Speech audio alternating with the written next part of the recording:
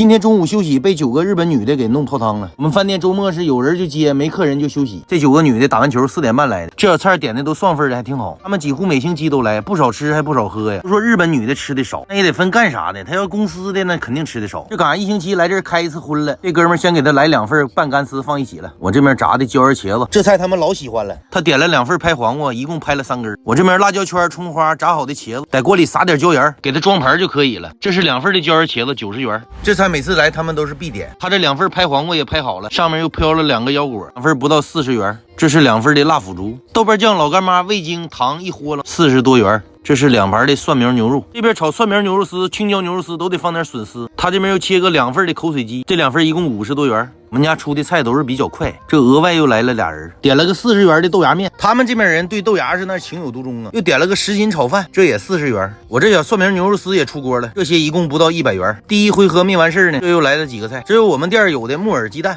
这菜规定是鸡蛋炒老一点，然后呢菜给它炒盐味的，出锅时候放点韭菜。这个菜告诉了不能勾芡，这2盘的量不到100元。这边又炸了个香酥肉，这是中华料理，在他们心目中还是挺便宜。这2盘香酥肉100多一点，这帮人吃不到1个点。这又点了1份木耳蛋，这咋的不勾芡的吃好了？现成的奶油小土豆是真能造啊！划好的牛肉片，一个小西红柿，咸不咸甜不甜的西红柿炒牛肉。这小菜50元，卖的也挺快呀。这是50多元的小土豆，这我估计打完球是饿了，来个炸面，点了个中华冻。这他们做梦都没成想，这2个菜的头啊还能是一样的，还能一锅出，防不胜防啊！这帮人是实力派选手啊！又点了2份铁饺子，又摆了2份大皮蛋。他这铁饺子也煎出黄嘎巴来了。这是2份铁饺子，60元，一咬稀酥嘎嘣脆呀。这是俩皮蛋40元，他们连喝的一共花了2000元。剩的小鸡儿，做个黑酥鸡，汁儿我没搁那些。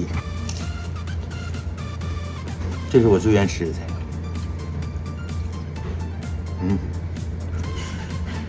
纳豆，有人说这纳豆提前拍好的，没必要。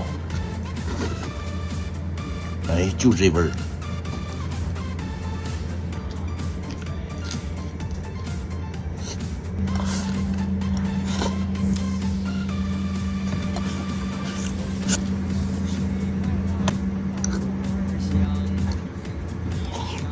这顿饭吃的香啊，不吸。